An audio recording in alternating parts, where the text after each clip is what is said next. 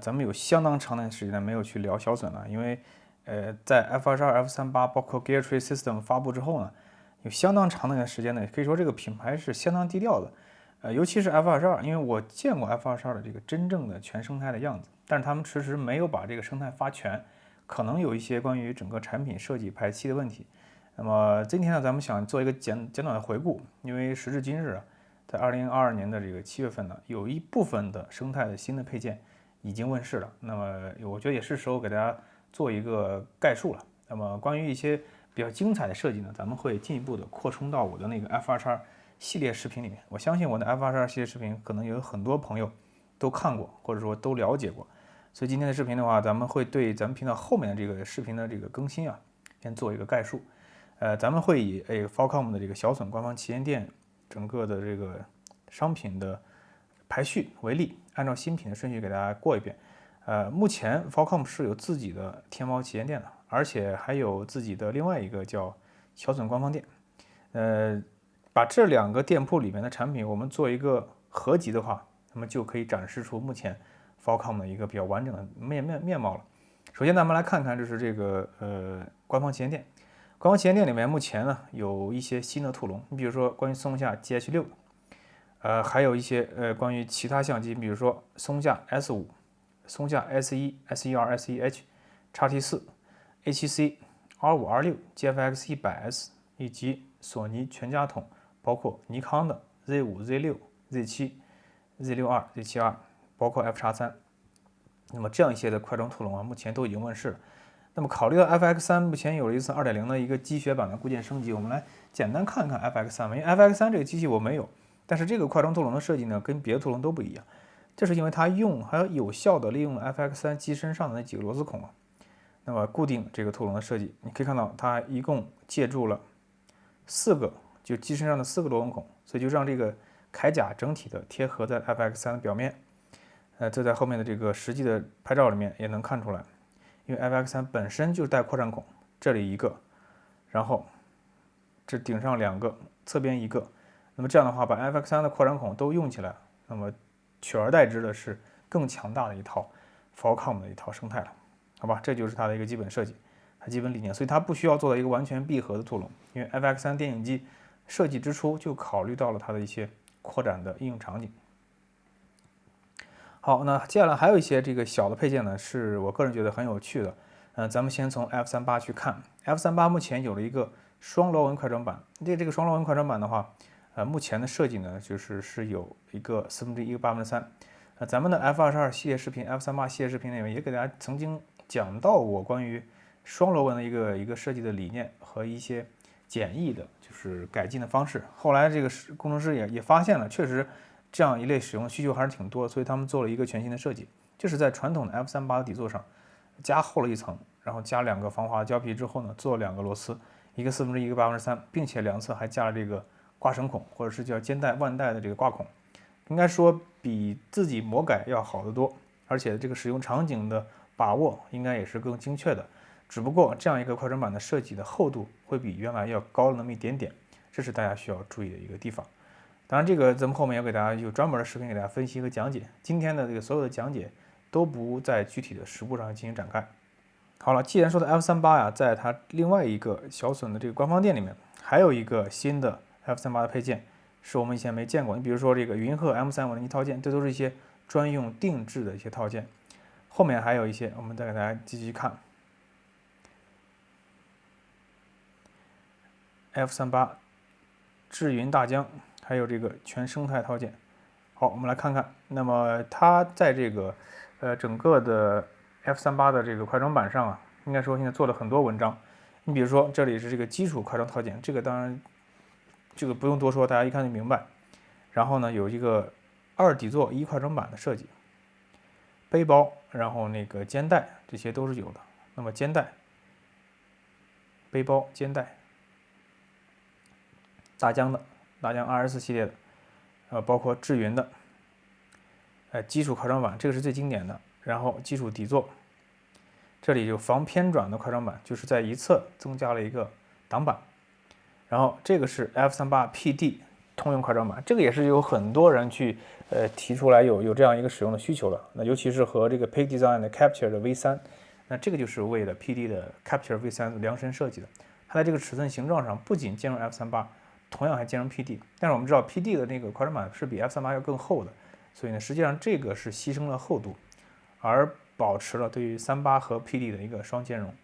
所以应该说，如果你是一个 PD 用户的话，那么这个设计呢是你最理想的选择。但如果你是已经彻底入坑了小隼的话，我个人觉得这个并不是你所一定要考虑的一个快传板。那还有关于它的这个球形云台，这个咱们也给大家详细的分析过，以及关于智云云鹤 M3 的快充套件。为啥这个智云云鹤 M3 呢可以做出来这个配件呢？因为大家也知道，小隼的这些工程师有很多都是来自于智云的。包括这个双螺纹快传板，所以呢 ，F38 这一套生态应该说目前的这种丰富的程度也已经今非昔比了。应该说现在的这个生态的完整性已经有大幅的这个进步。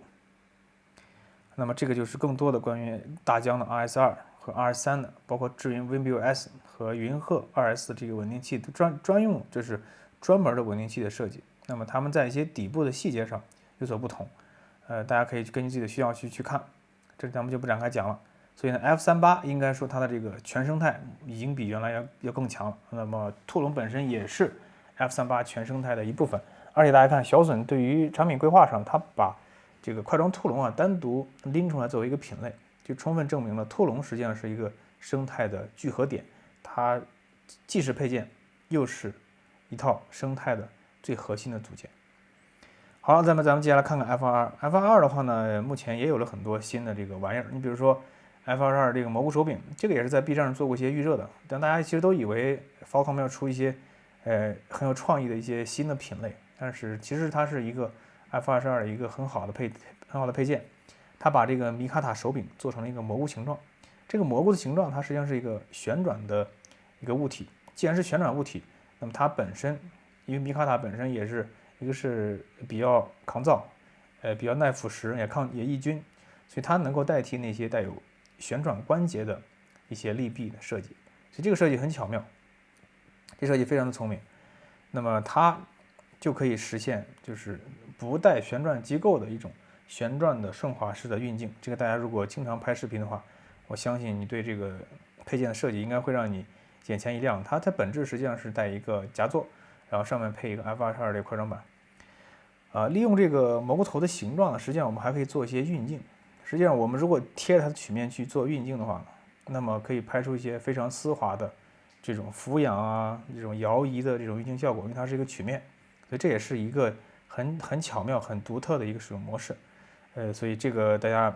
可以去期待一下，我觉得这个也是一个很好玩的配件嘛，应该是很有新鲜感。那么除此之外呢，这个 F22 这次还有一些我个人觉得我很喜欢，并且也是早有耳闻的，是包括这个全景相机的快充套件。这个最开始的这个需求是我提的，因为很早了，那个时候是在去年的4、5月份的时候，甚至更早的时候。因为我是一个全景相机的一个狂热的一个玩家，那么任何一个快拆我都不希望它落下全景相机，而全景相机跟运动相机又不一样，所以呢，目前除了 Insta30之外呢，没有任何一个厂商专门把全景相机作为一个快拆的一个服务对象去单独进行考虑。因为全景相机无外乎就需要的就是一个完全隐形的一个快拆的存在。Insta30和蜂鸟合作做过一个改良版的蜂鸟，那么那个设计呢，应该说也不错。但是那个 Falcom 的这个操作的顺滑感，这一点是无与伦比的，所以这个是我最期待的。那么也是我亲身经历和见证过从无到有的一个快装配件。实际上它不叫 F22，它叫 F18，因为它比这个 F22 快装板要窄了4毫米，但它从另外一个方向也是 F22，所以它不具有4项快拆，但是它具有双向的快速的安装能力，所以它对于这个全景相机来说是非常关键的。虽然底部不带那个防倾转的滑槽，但是它的使用场景绝大部分呢是在这个隐形自拍杆上去扩展的，所以呢也不需要那个功能。而且如果你真的需要的话，你还可以把它和F22那个传统的底座去结合起来用，也是可以的。只不过在全景相机上可能就真的无法做到完全隐形了。那么这个设计在最苛刻的 One X2 上都可以做到完全隐形，所以呢它可以胜任目前市面上能够买到的所有的这种关于这种的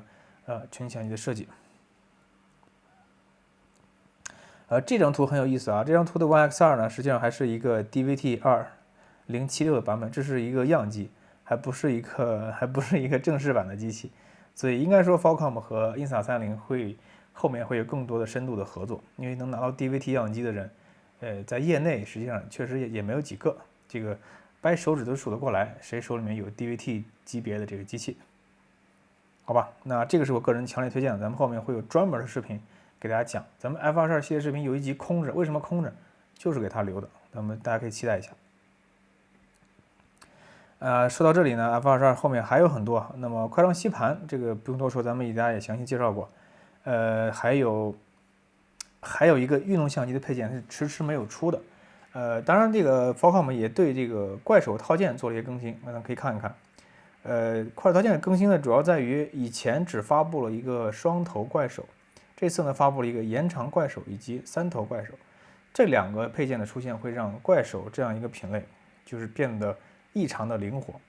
我们来看看它的主要设计。三头怪手的话呢，就是有3个 F22，这个不必多说了吧？这个用在棒灯上应该说会非常的合适。那双头快充一台咱们也做过视频，它的这个设计的亮点非常多。而这个延长怪手就非常聪明了，那么它可以实现这个快装怪手的无限的延展，而且呢，因为它一侧是这个底板，一侧是夹座，那么它会让你的整个对于怪手的使用会达到一个全新的这种境界。这个咱们会有专门的视频给大家分析，大家可以好好期待一下。而且它这个是4面开口的，这个是目前所有的快装怪手里面这是唯一一种。那么再往后的话呢，就是这个双头2位云台的话，只是功能上没有改变，但是从这个设计外观上好像做了一些微调，加入一些更多的刻度，这个大家也可以期待一下。功能性上没有改变，但是使用体验上是有提升的。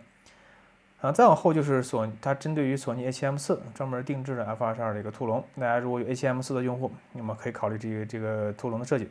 那么以上其实就是关于 Falcom 生态的一些最新的变化吧。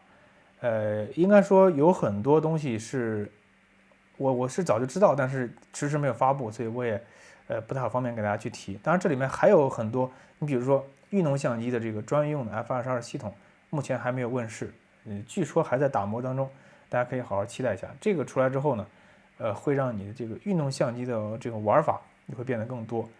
当然除了运动相机，后面这个好玩的东西还很多。所以呢，关于 Falcom 呢，应该说是有一帮很天才的这个设计师组成的一个公司，大家可以对他们的将来呢可以抱有这个很充足的期待，因为这后面好玩的东西呢会越来越多，而且他们做的东西整体上，一个方面是聪明，再一个呢需求把握得很准，再一个呢的确是使用体验上也是美轮美奂一般的存在。F22当然还有这次一个刚才给大家忘了介绍了，就是关于富威德 Icon 的专用的这个监视器的快装板。当然我个人希望将来它能够做成一个通用型的一个快装板，这样会更好。但不管怎么说了，很高兴能够看到这个 F22目前的生态能够达到一个如此的丰富的和惊艳的程度。那么也希望 Falcom 的这个工程师可以再接再厉吧，把这套生态做成史上应该说全宇宙最完美的一套快拆的生态。那这就是本期视频的全部内容了。实际上咱们这期视频挺水的，就是要对后面的一些更新的内容做一个铺垫和概述。那么大家关于更多的详细内容可以敬请期待后面的视频。那如果觉得视频还不错，千万不要忘了点赞、转发3连。咱们下期视频再见。